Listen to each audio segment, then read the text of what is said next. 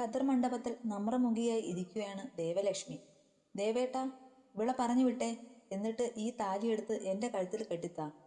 സ്വർണ്ണ തളിക്കയിൽ വെച്ചിരുന്ന താലിമാല എടുത്ത് രുദ്രന്റെ കയ്യിലേക്ക് കൊടുത്തുകൊണ്ട് പറയുന്നതിനൊപ്പം ദേവലക്ഷ്മിയെ തള്ളിമാറ്റാനും ശ്രമിക്കുന്നുണ്ട് വൈദേഹി.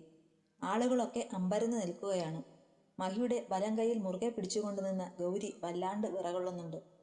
ഈശ്വരാ, ഇത് എന്തൊരു പരീക്ഷണമാണ്! എന്റെ മോന്റെ ഭാവി! ഗൗരി കരഞ്ഞു പോയിരുന്നു അപ്പോഴേക്കും. അമ്മേ, കരയല്ലേ ഇങ്ങനെ! ഗംഗയാണെങ്കിൽ അമ്മയുടെ തോളിൽ പിടിച്ച് അവരെ ആശ്വസിപ്പിക്കുകയാണ്. എന്താ എന്താ ഇവിടെ നടക്കുന്നത്? ഈ പെൺകുട്ടി ഏതാ?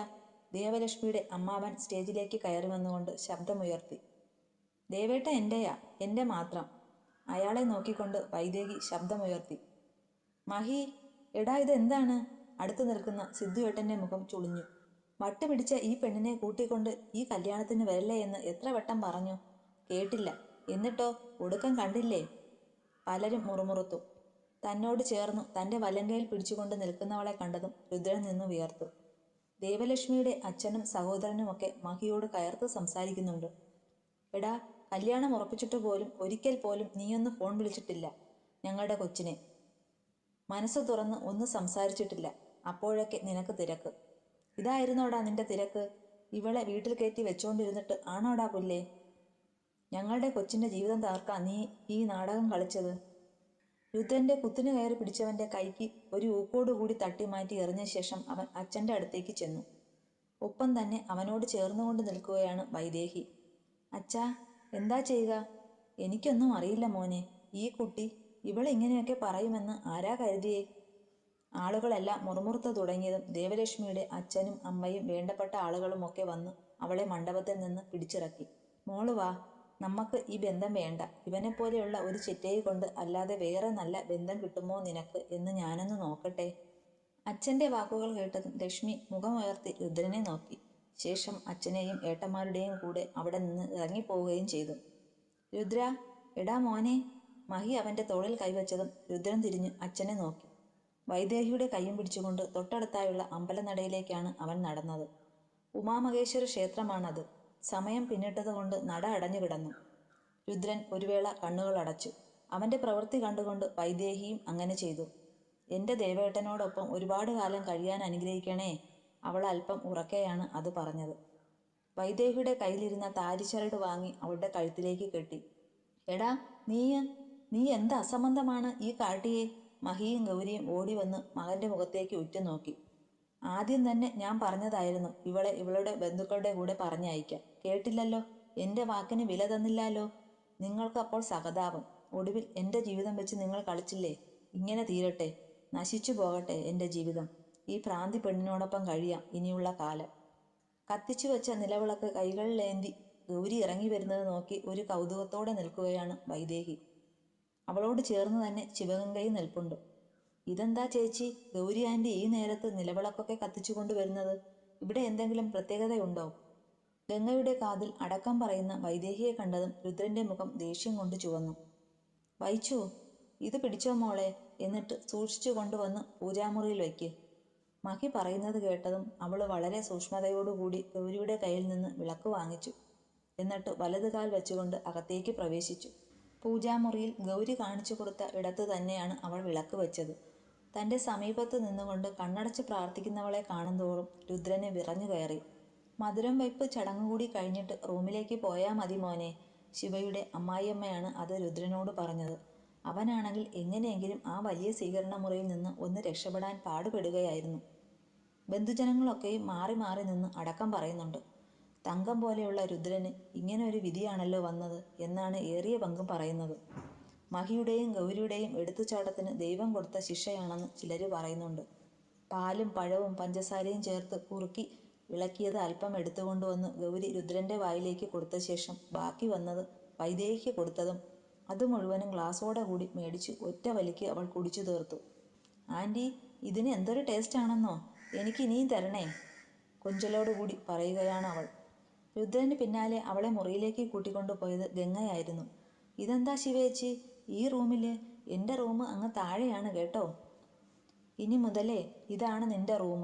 നീയും ഇവിടെ രുദ്രന്റെ ഒപ്പമാണ് കിടന്നുറങ്ങേണ്ടത് കേട്ടോ. അവളുടെ താടിത്തുമ്പ് പിടിച്ച് മേൽപോട്ടുയർത്തി ശിവഗംഗ പറയുമ്പോൾ വൈദേഹി നിഷേധാർത്ഥത്തിൽ തല ചലിപ്പിച്ചു. അയ്യോ, എനിക്ക് പേടിയാ ചേച്ചി. ദേവേട്ടൻ എന്നെ ചീത്ത വിളിക്കും. ഏട്ടൻ്റെ മുറിയിൽ കയറിയ എന്നെ അടിക്കും. ഇല്ലെന്നേ, ഇതൊക്കെ ആരാ എൻ്റെ വൈച്ചുവിനോട് പറഞ്ഞത്?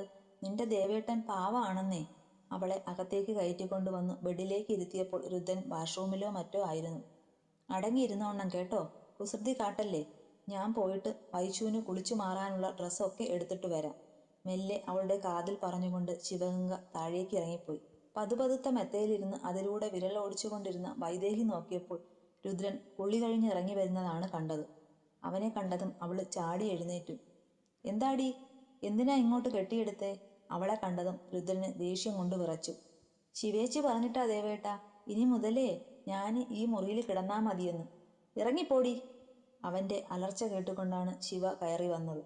അവളെ കണ്ടതും വൈച്ചു കരയാൻ തുടങ്ങി. എന്താ പറ്റിയത്? എന്തിനാ വൈച്ചു കരയുന്നേ? ശിവ വെപ്രാളത്തോടെ അവരുടെ അടുത്തേക്ക് വന്നു. ചേച്ചിയോട് ആരാണ് പറഞ്ഞത് ഈ നാശം പിടിച്ചവളെ ഇങ്ങോട്ട് കയറ്റിക്കൊണ്ടുവരാൻ? എടാ, ഇവള് പിന്നെ എവിടെയാ കഴിയേണ്ടത്? താഴെ ആളുകളൊക്കെ ഇല്ലേ? ആരൊക്കെ ഉണ്ടെങ്കിലും എനിക്കെന്താ? ഈ ഭ്രാന്ത് പിടിച്ചവളെ ഇറക്കിക്കൊണ്ടു പോയേ വേഗമൊന്നു. ഇല്ലെങ്കിൽ എൻ്റെ സ്വഭാവം മാറും കേട്ടോ. രുദ്ര, മതി, നിർത്തുന്നുണ്ടോ? അവൻ്റെ പറച്ചിൽ കേട്ടതും ശിവ അവനെ ദേഷ്യത്തിൽ വിളിച്ചു.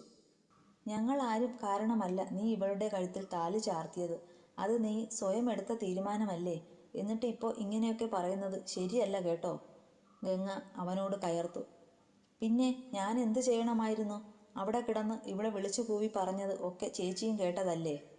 ഇത് സുഖമില്ലാത്ത കുട്ടിയാണെന്ന് എല്ലാവർക്കും അറിയരുതോ? പിന്നെ എന്തിനാ നീ? സുഖമില്ലാത്ത കുട്ടി ഒരക്ഷരം പോലും പറയരുത് ചേച്ചി. അങ്ങനെ ഒരു അസുഖക്കാരിയെ പോലെ ആയിരുന്നോ അതിനിവള്? ചേച്ചിക്ക് തോന്നിയോ? രണ്ടുപേരും വാഗ്വാദങ്ങളിൽ ഏർപ്പെട്ട് കഴിഞ്ഞ് തിരിഞ്ഞു നോക്കിയപ്പോൾ കണ്ടു രുദ്രൻ്റെ കട്ടിലിൽ കയറി കിടന്ന് സുഖമായിട്ടുറങ്ങുന്ന വൈച്ചുവിനെ. രുദ്രനാണെങ്കിൽ എവിടേക്കാണ് പോയതെന്നോ എപ്പോഴാണ് മടങ്ങി വരുന്നതെന്നോ അറിയാതെ വിഷമിച്ചിരിക്കുകയാണ് മഹിയും ഗൗരിയും. ശിവയും മാധവും മാറി മാറി വിളിച്ചിട്ട് പോലും രുദ്രനോട്ട് ഫോൺ എടുത്തതുമില്ല. അവൻ്റെ ഇഷ്ടത്തിനല്ലേ അവളെ വിവാഹം കഴിച്ചത്? എന്നിട്ടിപ്പോൾ കുറ്റം നമ്മൾക്ക് മുഴുവനായല്ലോ. മഹിക്കാണെങ്കിൽ അത് പറയുമ്പോൾ ദേഷ്യം വന്നുപോയി. അച്ഛൻ ഇങ്ങനെ വിഷമിക്കാതെ, എല്ലാം ശരിയാവും. അവനും ഒന്ന് പ്രിപ്പയർഡ് ആവട്ടെന്നേ. ഇത് ഇങ്ങനെ പെട്ടെന്ന് ഇങ്ങനെയൊക്കെ ആവുമെന്ന് ആരെങ്കിലും കരുതിയോ? മാധവ് വന്ന് മഹിയെ സമാധാനിപ്പിക്കാൻ ശ്രമിക്കുന്നുണ്ട്. ശിവേച്ചി.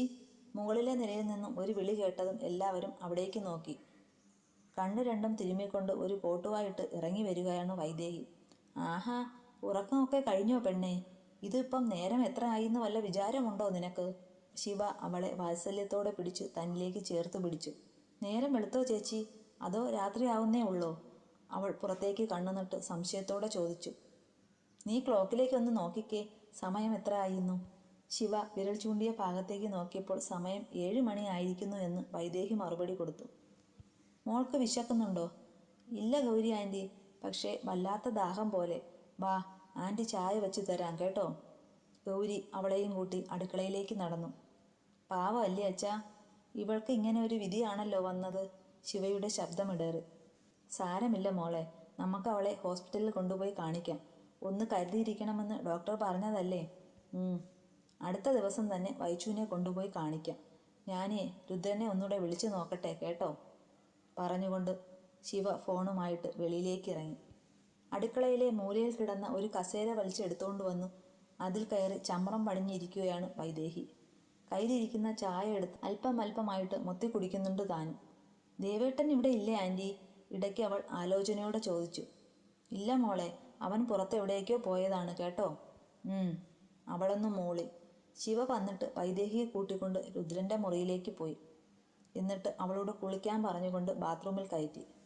നല്ല വൃത്തിയായിട്ട് തന്നെയാണ് അവൾ കുളിയൊക്കെ കഴിഞ്ഞ് ഇറങ്ങി വന്നത്. ശിവ എടുത്തു വെച്ച ടോപ്പും പലാസ പാൻറ്റും എടുത്തിട്ടുകൊണ്ട് അവൾ വന്നപ്പോഴാണ് രുദ്രൻ അവിടേക്ക് കയറി വന്നത്. ശിവേച്ചി. അവനെ കണ്ടതും വൈദേഹി ഉറക്കെ നിലവിളിച്ചു. ഉച്ച വയ്ക്കാതടി പുല്ലേ നീ. വാതിലടച്ച് കുറ്റിയിട്ട ശേഷം അവൻ അവളുടെ അരികിലേക്ക് പാഞ്ഞു വന്നു. എന്നാടി, എന്തിനാ നീ കിടന്ന് കാറിപ്പോകുന്നത്? അവൻ വന്ന് വൈദേഹിയുടെ ഇരുതോളിലും പിടിച്ചു കുലുക്കി. ആ, എന്നെ വിട് ദേവേട്ടാ, കൈ വേദനിക്കുന്നു. ഞാൻ എല്ലാവരോടും പറഞ്ഞു കൊടുക്കും കേട്ടോ. വിങ്ങിപ്പൊട്ടിക്കൊണ്ട് പറയുകയാണ് അവൾ. ഒരക്ഷരം പോലും മിണ്ടിപ്പോകരുത്. ആരോടെങ്കിലും ഇവിടെ നടക്കുന്ന കാര്യങ്ങൾ പറഞ്ഞാലുണ്ടല്ലോ, പാറക്കുളത്തിൽ കൊണ്ടുപോയി തള്ളും ഞാൻ. എനിക്കിനി മുന്നും പിന്നും ഒന്നും നോക്കാനില്ല. അവളെ പിടിച്ചു ഉലച്ചുകൊണ്ട് രുദ്രൻ കലിപൂണ്ടു. ഇല്ല, ഞാൻ ആരോടും പറയില്ല ദേവേട്ട, സത്യമായിട്ടും പറയില്ല. എൻ്റെ കയ്യിൽ ഇങ്ങനെ മുറുകെ പിടിച്ച് വിഷമിപ്പിക്കല്ലേ. പാവമല്ലേ ഞാന്. ഓ, ഒന്ന് മാറിപ്പോടി. അവളുടെ ഒരു വർത്തമാനം. പെട്ടെന്നായിരുന്നു ഡോറിൽ ആരോ തട്ടിയത്. രുദ്രൻ ചെന്ന് വാതിൽ തുറന്ന് നോക്കിയപ്പോൾ ഗൗരിയാണ്. എന്താ അമ്മേ, ഫുഡ് കഴിക്കാൻ വരുന്നില്ലേ നീ? വന്നോളാം, അമ്മ ചെല്ല്. കനപ്പിച്ച് പറയുന്ന മകനെ ഒന്ന് സൂക്ഷിച്ചു നോക്കിയിട്ട് ഗൗരി അകത്തേക്ക് കയറി. മോളെ വൈദേഹി, കുളി കഴിഞ്ഞോ നീ? ആ, കുളിച്ചുമില്ല ആൻറ്റി. എന്നാലേ എൻ്റെ കുട്ടി താഴേക്ക് ഇറങ്ങി വരണേ. നമ്മൾക്ക് എന്തെങ്കിലും കഴിക്കേണ്ടേ? രുദ്രനൊപ്പം ഇറങ്ങി വരണം കേട്ടോ. വരാലോ, പുഞ്ചിരിച്ചുകൊണ്ട് അവൾ പറഞ്ഞു. നല്ല കുട്ടിയാണേ. അവളുടെ കവളിൽ മെല്ലെ ഒന്ന് തട്ടിയ ശേഷം ഗൗരി പുറത്തേക്ക് ഇറങ്ങിപ്പോയി. ഊണുമേശയ്ക്ക് മുന്നിൽ എല്ലാവരും ഒത്തുകൂടിയിരുന്നപ്പോൾ ആദ്യമായി ആ കുടുംബം നിശബ്ദമായത് ഓർത്തപ്പോൾ മഹിയുടെ ഉള്ളിൽ ഒരു നൊമ്പരം വന്നു തിങ്ങി. ശിവയോട് എന്തൊക്കെയോ കലപില വർത്തമാനം പറഞ്ഞുകൊണ്ട് ഇരുന്ന് തലയൊക്കെ ആട്ടിയാണ് വൈദേഹി ഭക്ഷണം കഴിക്കുന്നത്. മാധവ് പോലും വളരെ അലിവോടുകൂടിയാണ് അവളെ നോക്കുന്നത്. കല്യാണം കഴിഞ്ഞ് ആദ്യമായി ഈ വീട്ടിലേക്ക് വിരുന്നു വന്ന ദിവസമായിരുന്നു താൻ ആദ്യമായി വൈദേഹിയെ കാണുന്നത്. എന്തൊരു പ്രസരിപ്പായിരുന്നു അന്ന് അവളുടെ മുഖത്ത്. വളരെ നല്ല പക്വതയും കരുതലും സ്നേഹവും ഒക്കെയുള്ള ഒരു പെൺകുട്ടി. അവളുടെ ജീവിതം മാറി മറിഞ്ഞത് എത്ര പെട്ടെന്നാണ് എന്ന് മാധവ് ഓർത്തുപോയി. ഭക്ഷണമൊക്കെ കഴിച്ചു കഴിഞ്ഞ് കുറച്ചു സമയം സംസാരിച്ചിരുന്ന ശേഷം ശിവയാണ് അവളെ രുദ്രൻ്റെ റൂമിൽ ആക്കിക്കൊടുത്തത്. എനിക്ക് പേടിയാ ചേച്ചി ഇവിടെ ഒറ്റയ്ക്ക്. സ്റ്റെപ്സ് കയറി പോകുമ്പോൾ അല്പം മുമ്പ് നടന്ന കാര്യങ്ങൾ വൈദേഹിയുടെ മനസ്സിലേക്ക് ഓടി വന്നു. ഒറ്റയ്ക്കല്ലല്ലോ, രുദ്രനില്ലേ ഒപ്പം. പിന്നെ എന്തിനാ പേടിക്കുന്നേ? വാത്സല്യത്തോടെ അവളുടെ കരം കവർന്നുകൊണ്ട് ശിവ പറഞ്ഞു. ദേവേട്ടന് എന്നോട് ദേഷ്യമാണ്. എന്ന് ആര് പറഞ്ഞു? അവൻ വഴക്ക് വല്ലതും ഇട്ടോ എൻ്റെ വൈച്ചുവിനോട്? സംശയത്തോടെ ശിവ നോക്കിയതും രുദ്രൻ അവരുടെ അടുത്തേക്ക് വന്നതും ഒരുമിച്ചായിരുന്നു. അവൻ്റെ മുഖം കണ്ടതും വൈദേഹി വിറച്ചു. നമ്മൾക്ക് താഴേക്ക് പോവാൻ ചേച്ചി. എനിക്ക് പേടിയാ ദേവേട്ടനെ. എൻ്റെ കൈക്ക് കയറി പിടിച്ചു എന്നെ വേദനിപ്പിക്കും. ചുണ്ടു പിളർത്തി പറയുന്നവളെ കണ്ടതും ശിവയ്ക്ക് സങ്കടം വന്നു. നേരാണോ രുദ്ര? നീ ഇവളെ ഉപദ്രവിച്ചോ? അവൾ രുദ്രനെ നോക്കി ദേഷ്യപ്പെട്ടു. ചേച്ചി ഒന്നിറങ്ങി പോകുന്നുണ്ടോ? യാതൊരു ബോധവുമില്ലാത്ത ഇവള് എന്തോ പറഞ്ഞു എന്ന് കരുതി അത് വിശ്വസിച്ചുകൊണ്ട് ചേച്ചി എന്നോട് ഇങ്ങനത്തെ ചോദ്യം ചോദിക്കല്ലേ. അവൻ ശബ്ദമുയർത്തി. മോളെ, നല്ല കുട്ടിയായിട്ട് കിടന്നോ കേട്ടോ. നാളെ കാലത്ത് നമ്മൾക്കൊരു സ്ഥലം വരെയും പോകണം. വൈദേഹിയുടെ കവളിൽ മെല്ലെ ഒന്ന് തട്ടിയ ശേഷം ശിവ ഒരിക്കൽ കൂടി രുദ്രനെ നോക്കിക്കൊണ്ട് പുറത്തേക്ക് ഇറങ്ങിപ്പോയി. ഡോർ അടച്ച് ലോക്ക് ചെയ്ത ശേഷം രുദ്രൻ അരികിലേക്ക് വന്നതും പേടിയോടെ അവൾ പിന്നിലേക്ക് മാറി. കിടന്ന് ഉറങ്ങിക്കൊണ്ണം കേട്ടല്ലോ പറഞ്ഞത്. അവളുടെ കൈത്തണ്ടയിൽ പിടിച്ചു വലിച്ചുകൊണ്ട് വന്നു ബെഡിലേക്ക് തള്ളിയിട്ട ശേഷം അവൻ മുരണ്ടു. കണ്ണുകൾ ഇറുക്കി അടച്ചു പിടിച്ചുകൊണ്ട് അവൾ ഉറങ്ങും പോലെ ചുരുണ്ടുകൂടി അപ്പോൾ തന്നെ കിടക്കുകയും ചെയ്തു. അത് കണ്ടുകൊണ്ടാണ് രുദ്രൻ ബാൽക്കണിയിലേക്ക് ഇറങ്ങിപ്പോയത്. അവിടെ കിടന്ന ഒരു കസേരയിലേക്ക് ചാരി ഇരുന്നു കൊണ്ട് അവൻ കണ്ണുകൾ അടച്ചു.